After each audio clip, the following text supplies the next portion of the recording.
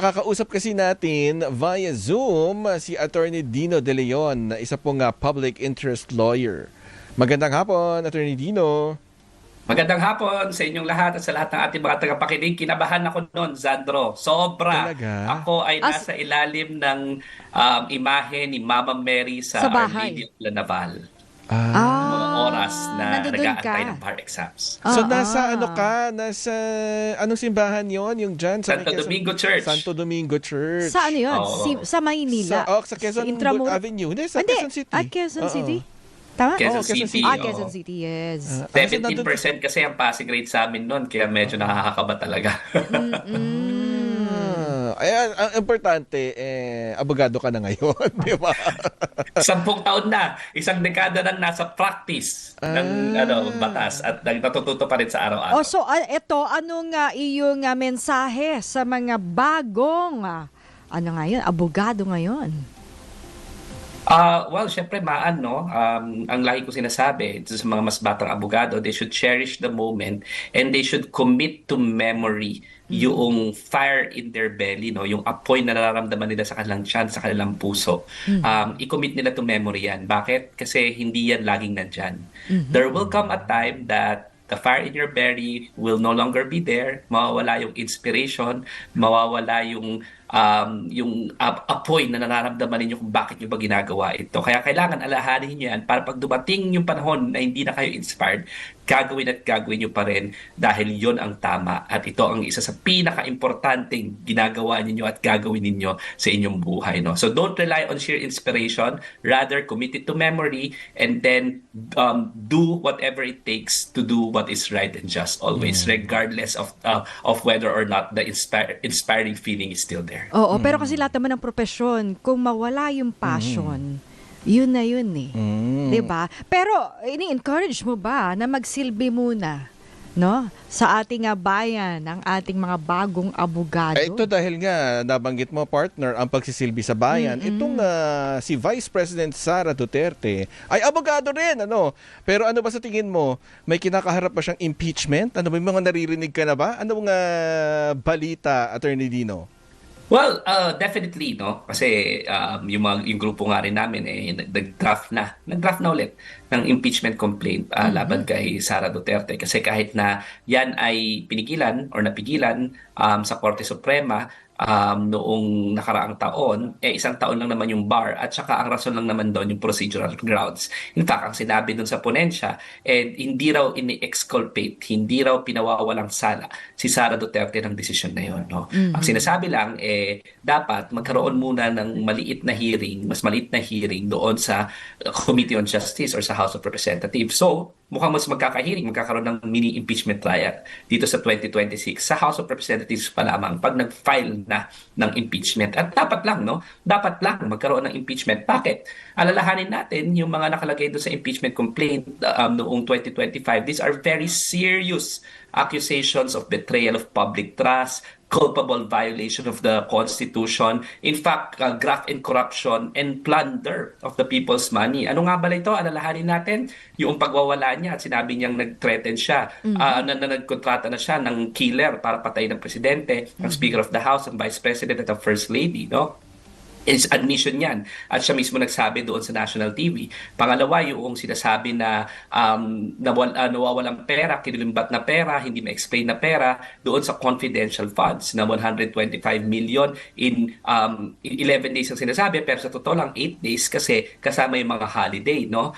Kasama rin dyan yung hindi raw ma-explain na flow of money na around 2 billion pesos sa joint bank account nila ni Rodrigo Duterte na sana ipapasampi na yung mga bank records na yan kung hindi lang sana pigilan itong impeachment trial na ito, no? Kasama na rin dyan yung supposedly kasama si Sara Duterte doon sa Davao Death Squad na nagpatuloy ng malawakang patayan doon sa Davao City. Sang-ayon na rin supposedly sa testimonya ni Arthur Las Cañas, no? Kasama na rin dyan yung dinodoktor at nilalaro daw yung procurement ng mga computers sa DepEd. Imagine mo yon, no? Imagine niyo yon na yung supposedly gagamitin na ng mga computers ng mga kabataan at ng mga ating mga guro. Nasa educational crisis pa tayo, o yung pondo na dapat para sa mga classrooms, para sa training ng mga teachers, para sa pagpapataas ng kalidad ng edukasyon, supposedly dinoktor pa raw yung procurement at nilalaro pa raw ito, at syempre merong mga binulsang pera. So napakalala nitong mga akusasyon na to. Alam natin na malala rin yung flood control scandal. Wala, lahat dapat ng corrupt doon ay kailangan mapanagot. Kasama rin yung corrupt doon sa mga ibang ahensya ng ng pamahalaan. Kasama na dyan yung sa Office of the Vice President, at lalo-lalo na nung siya ay DepEd Secretary pa lamang. Attorney Dino, yan ay yung mga artikulo na binanggit mo, ayun yung mga nakapaloob doon sa nauna, no? At gagamitin din ngayon sa panibagong binubuo. Pero ito bang pahayag ni self-confessed bagman o mano ni Vice President na si Ramil Madriaga ay kinonsider nyo ba o baka naisama nyo na? Talagang part yan ng consideration, no? Kasi sinabi ni Vice President Sara Duterte, hindi niya raw kilala. Pero may video na inaabot niya yung Philippine flag doon. May mga video na na sila lang nag-uusap, no? So parang bang napasinungalingan na naman yung claim niya na hindi sila magkakilala at all, no? At saka yung mga details doon sa kanyang mga salaysay, no? Marami raw siyang corroboratory evidence, including yung mga messages daw sa kanyang telepono, no?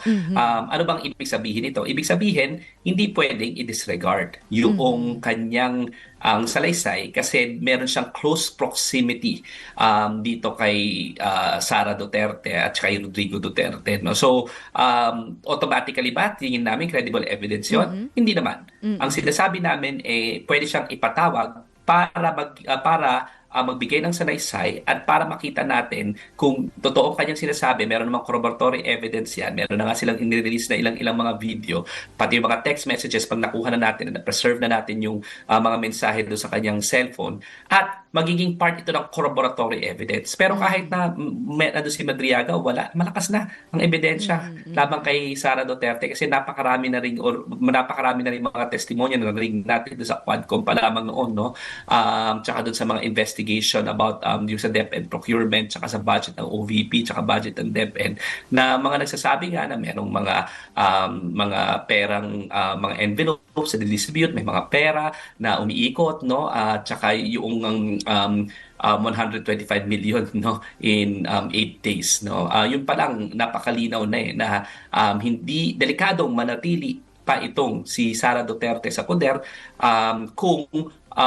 dahil kung papayagan siya, talaga namang mukhang mahilig kumulimbat sa pera ng taong bayan, at siya pa ang galit na ayaw i-account yung pera ng taong bayan. Ang malala dyan, chinichirya pa yung pera ng taong bayan, no? Kung anong mga pangalan ng inimbento, no? Miggy Mango, Piatos, tapos siya pa ang galit, no? Nakakalimutan niya yata niya na pera yan ng taong bayan at hindi niya alkansya. So, sa tingin niyo may sapat na oras dahil nga ito ay sa pagsisimula pa lang ng taon. Ang nangyari kasi nung 19th Congress, ang sinasabi kaya hindi nagtuloy-tuloy yung proseso doon sa nais nga na mangyari ng Korte Suprema na dadaan muna sa Justice Committee ay dahil nga una, ibang ruta yung dinaanan nun, at pangalawa, ito ay nagkasunod-sunod din kasi yung session, limitado na yung number ng session days. So ngayon na magpe-Pebrero, sa tingin nyo sapat yung panahon bago para talaga magtuloy-tuloy na yung proseso? Well, sapat na sapat, no? Kasi nagsisimula pa lamang yung taon. Tsaka ito naman ay sa Justice Committee hearings muna, di ba, bago magiging plenaryo. So para lang itong another Quadcom, di ba, or another committee hearings, another Blue Ribbon Committee hearings ang mangyayari. Yung number one. Number two, kailangan gawin ng Kongreso yung trabaho, di ba? Whether they like it or not, they will have to make it work because they have been entrusted by the Constitution with the solemn duty to ensure that the highest officials of the land will continue to be accountable, no? Sagrado itong mandato na ito Hindi ito batay lamang kung convenient. Hindi ito batay lamang kung kaya nila. Bagkus ito ay clear command ng Constitution na kung merong impeachment complaint at merong mga ebidensya, kailangan pakinggan itong mga reklamo na ito at kailangan bigyan ng proseso, no? So bibigyan niya ng oras ng Kongreso sa ayaw nila sa gusto. At ang laging ang sinasabi naman ng kampo ng pangalawang pangulo, bakit niyo inuuna yung politika? Ba't di niyo unahin yung kumakalam na sikmura ng taong bayan? Ano pong magiging tugon natin doon? Well, alam mo, ang mahirap sa kanila, no, pag sila ang pinapanagot sa batas, ang tawag nila politika, no. Hindi yan politika, no. Kaya kumakalam ang sikmura ng taong bayan kasi maraming korap. Kaya kumakalam ang sikmura ng mga taong bayan kasi yung mga pondo na dapat ginamit pang edukasyon, pang papaospital, pampaganda ng pampawala ng baha para makapasok tayo. Yung mga pera dapat ginagamit para sa tren, para maayos ang commute, maayos ang mga daanan, maayos ang mga bus system natin, para maayos ang ating agrikultura, para tumaas ang antas ng kalidad ng edukasyon. At yung pera sana na ginagamit para mas maging produktibo ang bawat Pilipino, mas maging matalino, no? Yun ay nilalagay nila sa kanilang bulsa, no? So, kaya ang hirap ng taong bayan, kaya kumakalam ang sikmura ng taong bayan kasi yung pera ng taong bayan hindi ginagamit para sa taong bayan. Sinabi mo na rin yung corruption.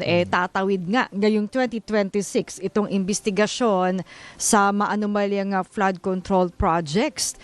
Marami ang nag-intay noong Pasko, no? Ngayon, ano kayang dapat, hindi posible mangyari, dapat na mangyari na, Attorney Dino, no, para kumbaga ay magkaroon ng, kumbaga makita naman ng taong bayan yung resulta ng investigasyon na yan? Well, ang hirap kasi sa administrasyon rin, no, ngayon, no. At sasabihin ko na nangako sila na may mga big fish na makukulong. Para bang ang liliit galunggong yung mga nakulong, hindi naman small fish, no? Ang pinakamalaking big fish na ba ang tawag natin kay Sara Diskaya, na never naging part ng kahit anong budget process, na never naupo sa kahit anong gobyerno. Tumakbo nga pagka-mayor, talong-talo pa, no? Yun na ba yung big fish natin? At isa pa lang siya sa contractors, ha? Tsaka isa lang siya sa mga contractors. Paano yung 52 billion pesos na pondo ng infrastruktura sa isang distrito pa lang sa Davao na supposedly inallocate para kay Pulong Duterte? Paano yung CLTG Builders, Christopher Lawrence Tesorogo, na unang taon pa lang ni Rodrigo Duterte, bilyong infrastruktura na ang mga infrastructure projects na ang nakulimbat o nakuha at nasarahan, no? Paano na yung mga supposedly kala Joel Villanueva na kaso na nakatakas na naman doon sa dati niyang kaso, tapos ngayon parang hindi pa rin makukulong, o yung sinasabing mga involvements nila Jinggoy Estrada, for example, yun ang mga big fish, di ba? Yung mga senador na ito na paulit-ulit na lang nakakasuhan at paulit-ulit na lang na nalilet go ng ating justice system. So sana, alam niyo, kung nangako sila sa taong bayan, sabi nila bago magpasko, sige, fine. Hindi ngayong Pasko, siguro naman, no? Hindi kasi sinabing taon. Bagong taon, pakinggan ninyo yung galit ng taong bayan, di ba? Yung ginagpis ng taong bayan, yung paghihirap ng taong bayan every time na lang na nagkakaroon ng baha, di ba? Please lang, gawin dapat nila yung trabaho nila. At sana may mapakulong na big fish at hindi for show. Hindi performative. Ang hirap kasi lagi nalang performative para lang man maipalabas. 'Di ba? Sana naman sinserong pagtatrabaho makukuha natin at magkakaroon na rin ng hustisya laban dito sa mga magnanakaw na ito. At speaking of big fish, laman din nung affidavit ni Ramil Madriaga, yung pagde-deliver din di umano ng pera mula sa mga flood control projects kung saan idinadawit nga niya itong si VP Sara Duterte, ang kapatid na si Davao City Representative Paulo Duterte, at si Attorney Harry Roque. Ito ba ay sa tingin mo dapat na ring maipasama doon sa panibagong impeachment complaint kung sakasakaling magtuloy-tuloy ito laban sa pangalawang pangulo? Well, dapat tingnan yung corroboratory evidence talaga. Ayoko kasi na parang laway lang ang puhunan, di ba? Yun kasi mahirap Nakita na natin kung paano winepolize yung justice system. And, as a person, as a law practitioner, I would want to always be fair. Kahit na sa mga Duterte pa yan. Kahit na dun sa mga tingin natin masasamang tao, no? We have to take a look at the quality of the evidence. So, ang alam lang natin, may si Madriaga na establish niya some sort yung credibility din niya kasi nakita natin yung relationship nila na very close kay Sara Duterte, kay Rodrigo Duterte, kay Pulong at yung mga alleged delivery. Kailangan pa masamahan ng corroboratory evidence, no, na para magpatunay na totoo na nagkaroon ng mga transaction na to, because the last thing that we want is for our pieces of evidence to be polluted by these types of pieces of evidence na ultimately in the end hindi naman pala magsastand sa scrutiny ng korte. So para sa akin bilang isang law practitioner, kailangan ko pa ng more corroboratory evidence in so far as Madriaga's testimony is concerned. At ang aabangan nga dyan ay yung pagtutuloy-tuloy, finally matuloy na nga yung proseso ng impeachment laban sa pangalawang Pangulo. Dito naman po sa may bahagi nung syempre kinakaharap naman na kaso sa ICC ni dating Pangulong Rodrigo Duterte. Ano naman ang nakikita nyo doon? Magtutuloy-tuloy na ba yung trial ngayong taon? Sabi, di ba, nagdadrama-drama lang naman daw siya no? Alam niya naman daw kung anong nangyayari. Kung maalala ninyo, ang test na ginawa, merong 2 coin dun sa kamay ng tao, pina-identify sa kanya kung nasaan. Ang odds noon, ibig sabihin, ang probability na mag-guess mo kahit na wala ka sa tamang pag-iisip is 50%. So, ibig sabihin, ang ginawa kay Rodrigo Duterte, sinabi sa kanya na short-term memory test ito. Pero sa totoo lang, hindi. Yung test na yon para masabi kung fini-fake niya yung kanyang sickness. Halos all the time daw, yung mali yung kinukuha niya Ibig sabihin, nahuli siya ng mga experts ng ICC na nagsisinungaling kasi even more than the odds yung average ng pagkakamali niya. No? So dahil nagdadrama-drama siya at categorically, sinabi na yon ng mga experts ng ICC at nagdesisyon na rin ang ICC, mukhang ang next na talaga ay ang sinatawag nating confirmation of charges hearings. Ano mangyayari sa confirmation of charges hearings? Magkakaroon ito ng mini-hearing, ipipresenta na yung mga initial pieces of evidence para i-determine kung merong sapat na ebidensya para mag-proceed sa actual trial. No? Grabe ang binigay na due process kay Rodrigo Duterte. Ilang taon ng investigasyon, pinag-submit pa siya ng mga ilang comments, nag-intervene pa yung Republic of the Philippines sa kanya, ilang beses nag-apply ng continuation ng investigation yung Office of the Prosecutor sa pre-trial chamber. Inisyuhan siya ng warrant of arrest, di ba? Binigyan pa rin ng chance yung lahat ng kanyang mga motions, pati yung nagpapa-excuse siya sa proceedings, no? Kumuha ng mga experts. Ngayon, confirmation of charges hearings pa lamang bago pa yung actual trial, pero makikita na natin ang mga unang ebidensya. At ang mga unang ebidensya na expect natin dito, yung mga testimonya nila Arthur Las Cañas, yung mga testimonya ni Edgar Matubato, yung mga testimonya ni Colonel Garma. Yung kay Las Cañas, kay Matubato, sila mismo ang mga pumatay at sila mismo ang nagtapon at nagtago kung saan yung mga bangkay, no, ng mga inutos na pinatay di umano ni Rodrigo Duterte. Directly sila ang inutusan kaya alam nila kung paano ito in-execute. Yung kay Colonel Garma, kung paano pinondohan itong malawakang patayan na nagpatuloy nung panahon ni Rodrigo Duterte. So yan yung mga unang pieces of evidence na makukuha natin. Kasama na rin yung mga documentary evidence, mga official documents na nagko-kumpirma yung Oplan double barrel, yung tokhang na nasa memorandum circular na inutusan na in-neutralize yung mga taong ito, no, mga suspect pa lamang at hindi dalihin sa korte, bagkus in-neutralize kaagad. At saka yung pronouncements mismo ni Rodrigo Duterte na pilitin nila manlaban o patayin nila kaagad, no? And alam natin sa rules of evidence, declarations against interest ang pinakamalakas na ebidensya, no? So ito yung makikita nating ebidensya, but tama ka, Sandro, magpapatuloy na yan, makikita na natin initial pieces of evidence at sa aking assessment, sa lakas ng ebidensya, testimonial, documentary, no, object evidence, at saka yung mga testimonya na ito mismo mga taong nag-execute nung Operation Tokhang at nung malawakang patayan, para sa akin, malinaw na eventually this will lead to conviction. No? Kaya dinedeli na lang na prosecution. Yes, Attorney Dino, inaasahan na rin natin, no, yung pag-aresto kay Senador Bato de la Rosa na sinasabing arkitekto umano nitong drug war. So, ngayon siguro naman, ngayong taon din yan, Attorney Dino. Architect at chief implementer. Siya ang nakapirma sa Oplan Double Barrel, no? Sa memorandum circular na yan. Siya ang chief PNP nung unfortunately tinurn itong Philippine National Police into to a killing machine against their own constituents, no, against the same people whom they swore to protect. Ito yung pinaka darkest moment, no, ng history ng Philippine National Police, at siya yung hepe nun, siya yung chief PNP, no. Ang expectation daw is around 80% certain na lalabas na ang kanyang warrant of arrest, no. Andyan na nga daw, no, hindi ko masasabihin yun nga eh. na nakita ko na. Oy! With the due respect, ikaw ba yan nandyan sa linggo? Nasa linggo ka ba? Oo. Hindi ko sasabihin. Nandiyan ako sa Hindi video rin- respect. Hindi ko sasabihin na nakita ko na yung kanyang warrant of arrest. Baka Kaya may nga picture nagtatanong. ka naman, Attorney Dino. Oo. Tutuloy na lang natin yan sa linggo dahil wala na nga tayong oras. Pag-usapan natin sa linggo yan, all you want. Sige. So with due respect, kailan ba yung with due respect? With due respect, 1:30 to 3 o'clock every Sunday. Ako'y babalik na ulit sa programa dahil nandito na ako sa Pilipinas. So I'm looking forward to seeing everyone, at lalong-lalo na doon sa mga nakulangan pa dito sa mga ganitong balitaktakan. Ang dami namin pag-uusapan sa With Due Respect, 1:30 to 3 o'clock PM every Sunday. Ayan, maraming salamat, Attorney Dino De Leon.